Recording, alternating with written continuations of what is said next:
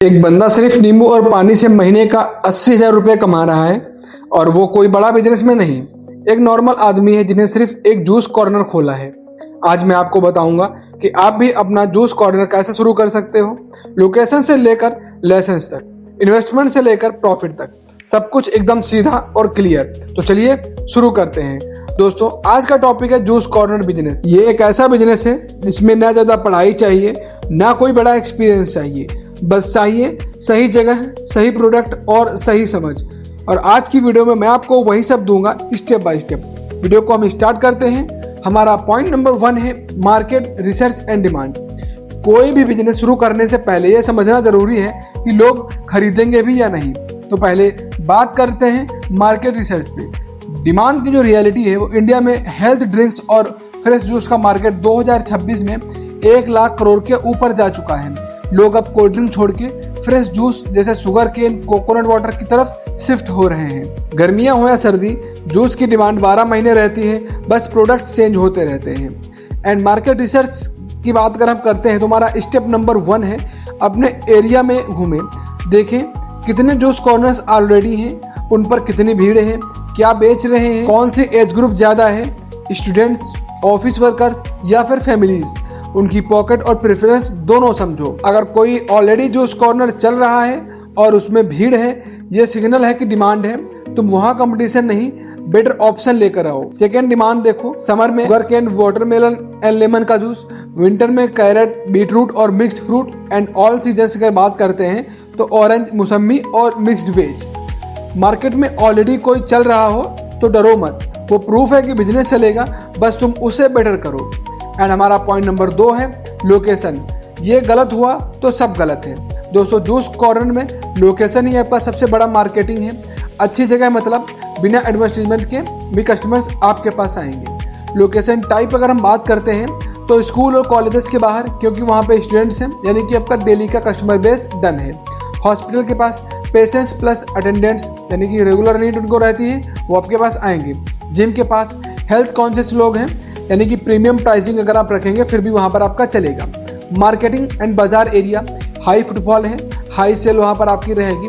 Bus stand and railway station, travellers हैं, impulse buyers भी आपको देखने को मिल सकते हैं।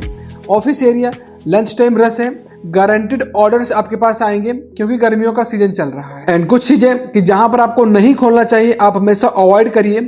अंदर गली में जहां विजिबिलिटी नहीं है, एंड जहां already 3 to 4 juice shops open है, एंड जहां पे फुटफॉल सिर्फ संडे को हो। आप संडे को भीड़ देख करके अगर आप अपनी दुकान खोलेंगे तो उतना प्रॉफिट नहीं जनरेट कर सकते हैं जितना लोकल के ऑलरेडी जो ओपन का है वो कमा रहे हैं।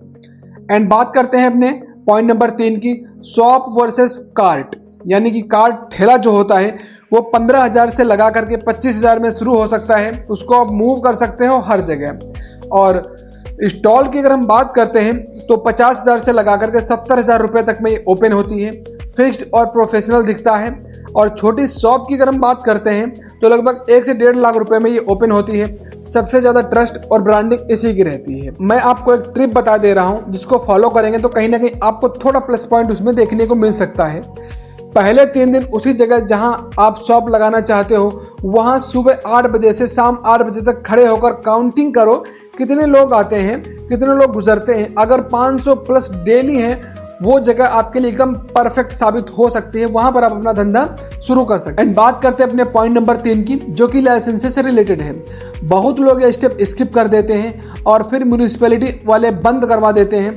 तो ये स्टेप बोरिंग है पर बहुत ज़्यादा ज़रूरी है, अदरवाइज मैं इसको वीडियो में ऐड नहीं करता। रिक्वायर्ड लाइसेंस जो रहते हैं हमारे पास, सबसे पहले FSSAI का जो लाइसेंस है वो बहुत इंपॉर्टेंट है। फूड बिजनेस के लिए ये कंपलसरी है। बेसिक रजिस्ट्रेशन आपको 100 रुपये पर ईयर, टर्नओवर अगर 12 लाख से कम हो तो। अप्लाई करने के लिए आपको FSSAI.gov.in पर ऑनलाइन करें, वहां से हो जाता है। आपका मैक्सिमम 2 वीक्स लगते हैं, उसके अंदर आपके पास आ जाता है। सेकेंड रजिस्ट्रेशन है म्युनिसिपल कॉर्पोरेशन का, जैसे कि नगर पालिका होता है, उनसे आपको एनओसी लेनी पड़ेगी। अगर ठेला या कियोस्क पब्लिक जगह पर लगाना है तो लोकल बॉडी से परमिशन लेनी होती है। हर सिटी में अलग अलग प्रोसेस होता है, अपने वार्ड ऑफिस में जाके पूछ ले। कॉस्ट की अगर हम बात करते हैं तो 500 रुपये से लगा करके 5,000 तक की जाती है। ये डिपेंड करता है सिटी के हिसाब से, कौन सा सिटी आपका है, कहाँ टीयर 2 में है या फिर टीयर 3 में है। तीसरे लाइसेंस की हम बात करते हैं तो शॉप एंड इस्टेब्लिशमेंट का एक्ट रजिस्ट्रेशन लाइसेंस है। अगर परमानेंट शॉप लें तो ये बहुत ज़रूरी है, स्टेट लेबर डिपार्टमेंट में अप्लाई करना होता है। लगभग 200 से लगा करके 1000 रुपये तक की कॉस्ट इसमें आती है। एंड फोर्थ हमारा है जीएसटी रजिस्ट्रेशन। सिर्फ तब जरूरी है जब एनुअल टर्नओवर 20 लाख रुपए से ज़्यादा हो। शुरू में ज़्यादा जरूरी नहीं रहता है, बाद में लेना पड़ेगा। एंड फिफ्थ नंबर का है ट्रेड लाइसेंस। लोकल म्यूनिसिपैलिटी देना है, 2000 रुपये ईयरली आपको देना पड़ेगा। और एक टिप मैं आपको बता देता हूँ, FSSAI और म्यूनिसिपल NOC ये दोनों पहले ले लो, बाकी बाद में आते आते हो जाता है। बिना इनके मत खोलो, अदरवाइज फाइन प्लस बैंड दोनों का रिस्क है आपके बिजनेस पर। पॉइंट नंबर 4 है इन्वेस्टमेंट। कितना लगेगा एग्जैक्टली मैं आपको बता देना चाहता हूं दोस्तों। अब बात है सबसे इंपॉर्टेंट चीज की, पैसा कितना लगने वाला। सेटअप कॉस्ट एक बार आप समझ लीजिए, एस्टिमेटेड है, इसके अराउंड ही आपकी चीजें रहती हैं। कार्ट जो आप लगाएंगे वो लगभग 20,000 से 30-40 हज़ार रुपए तक का रहता है। वहीं आप जूसर मशीन कॉमर्शियल का अगर आप लेकर के आते हैं 15 से 20 हज़ार रुपए तक की मिल जाती है। शुगर केन मशीन अगर रखनी है तो बहुत कंपलसरी नहीं है, 25 से 30 हज़ार रुपए तक की आएगी।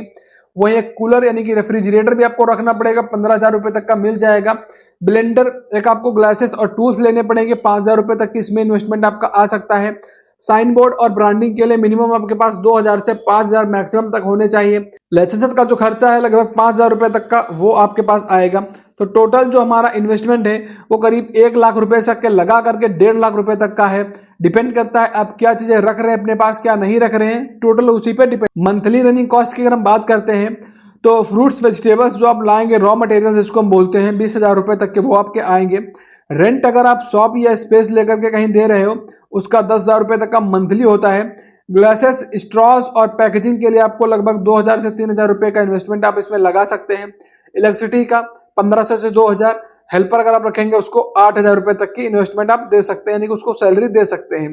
मंथली की अगर हम बात करते हैं तो इसमें आपका लगभग 50,000 रुपए तक का आ जाएगा, यानी कि 1.5 लाख उधर और 50,000 मोटा मोटा अगर हम मान के चलते हैं तो 2 लाख रुपए तक का इन्वेस्टमेंट हमारा आ रहा है जूस की शॉप में।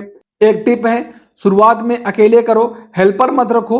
जब डेली 3,000 प्लस आने लगे तब सोचना, इससे पहले 2-3 महीने खुद सब हैंडल करो, इजिली हो जाता है। पॉइंट नंबर 5वां हमारा है डिमांड एंड सप्लाई मैनेजमेंट। ये पार्ट बहुत लोग मिस करते हैं और इसी वजह से या तो फ्रूट वेस्ट हो जाते हैं या कस्टमर बिना जूस के वापस जाता है। सप्लाई साइड्स, फ्रूट्स कहां से लेने हैं? ऑप्शन 1 आपके पास मैं देता हूं, सब्जी मंडी, बेस्ट फॉर कॉस्ट, सीधा मंडी से खरीदो एंड 30 to 40% पे सस्ता मिलता है। वीकली 2-3 बार जाओ और फ्रेश स्टॉक ले आओ। ऑप्शन 2 है लोकल फार्मर डायरेक्ट। अगर आप विलेज या सेमी अर्बन एरिया में हो तो डायरेक्ट फार्मर से डील करो, क्वालिटी बेटर रहेगी प्लस कॉस्ट और भी कम आपको इसमें मिलेगा। ऑप्शन 3 है होलसेलर और डीलर। एक फिक्स्ड डीलर से रिलेशनशिप बनाओ, क्रेडिट मिल सकता है बाद में, पहले कैश से शुरू करो। डिमांड मैनेजमेंट कितना बनाना है? फॉर्मूला सिंपल है, पहले हफ्ते छोटी क्वांटिटी लो, देखो क्या ज्यादा बिक रहा है। जो आइटम ज्यादा बिक रहा है उसका स्टॉक बढ़ाओ, जो नहीं बिक रहा है वो बंद करो या रिड्यूस करो। एंड सीजनल प्लानिंग की अगर हम बात करते हैं, एक बार आप इस पे भी नजर डाल लीजिएगा। मई टू जून यानी कि समर है, शुगर केन वाटरमेलन आपको ज्यादा चलेगा, लेमन कोकोनट चल सकता है। जुलाई टू सितंबर मिक्स्ड फ्रूट, गिंगर, लेमन, हल्दी और शॉर्ट्स ये आपके चल सकते हैं। वही विंटर की अगर हम बात करते हैं, अक्टूबर टू फेब कैरेट, बीटरूट या फिर ऑरेंज मौसमी का जूस आप यूज कर सकते हैं। कभी एक ही फ्रूट पर डिपेंड करिए, अगर वाटरमेलन का सीजन खत्म हुआ है, आपके पास बैकअप नहीं है, आप 1 महीना लॉस में रहोगे। तो डिपेंड करता है कौन सा आप कब यूज कर रहे हैं। पॉइंट नंबर 6 प्रॉफिट की, जिसके लिए लोग बिजनेस करते हैं और ये समझना बहुत इंपॉर्टेंट है क्योंकि आपका सारा प्रॉफिट यहीं से आने वाला है। एग्जाम्पल कैलकुलेशन है, मीडियम सेटअप के लिए डेली सेल्स टारगेट आपके पास 80 से 100 ग्लास का होना चाहिए। एवरेज प्राइस पर ग्लास का 40 से 50 रुपए रहता है। डेली रेवेन्यू जो आप जनरेट करेंगे वो लगभग 4 से 5,000 रुपए का हो सकता है। मटेरियल का अगर हम निकाल देते हैं तो लगभग 1,500 रुपए का आएगा, यानी कि नेट प्रॉफिट आपका 3,500 रुपए बचा। मंथली नेट प्रॉफिट की बात करते हैं तो लगभग 1 लाख रुपए तक का आप इससे बचा सकते हैं। प्रॉफिट मार्जिन बाय प्रोडक्ट की देख लीजिए, sugar cane juice selling price 30 रुपए पर कॉस्ट, बनाने में 7 रुपए, प्रॉफिट आपका 70% तक का होता है। वहीं कोकोनट वाटर का 50 रुपए का सेलिंग प्राइस है, कॉस्ट आपकी तरफ से 15 रुपए आएगी, प्रॉफिट मार्जिन 65% है। शुगर कैन और लेमन ये 2 आइटम्स आपको सबसे ज्यादा मार्जिन देंगे, इन्हें मेनू में जरूर रखो। और कोल्ड कॉफी ऐड करो, ये ऑल सीजन बिकता है और अच्छा मार्जिन भी बन सकता है। बोनस के लिए आपको जूस कॉर्नर को ग्रो कैसे करें, इंस्टाग्राम पर पेज बनाओ, जोमेटो स्विगी पर लिस्ट करो, लॉयल्टी कार्ड दो, 10 ग्लास के बाद एक फ्री, कॉम्बो ऑफर्स रखो, व्हाट्सएप ग्रुप बनाओ। तो दोस्तों, ये था जूस कॉर्नर बिजनेस का पूरा ब्लूप्रिंट, लोकेशन से लेकर लाइसेंस तक, इन्वेस्टमेंट से लेकर के प्रॉफिट तक। अगर आप सीरियसली सोच रहे हो तो एक काम करो, आज ही अपने एरिया में 3 बेस्ट लोकेशन नोट करो और कल वहां जाके फुटफॉल काउंट चेक करो। बस इतना करो और तुम्हारा पहला स्टेप कंप्लीट हो जाएगा। अगर ये वीडियो हेल्पफुल लगी है तो वीडियो को लाइक शेयर करो और अपने दोस्तों को बिजनेस शुरू करना चाहते हैं उनको शेयर करो एंड चैनल को जरूर सब्सक्राइब कर दीजिए। मैं मिलता हूं किसी नए टॉपिक पर नए वीडियो में, तब तक के लिए धन्यवाद।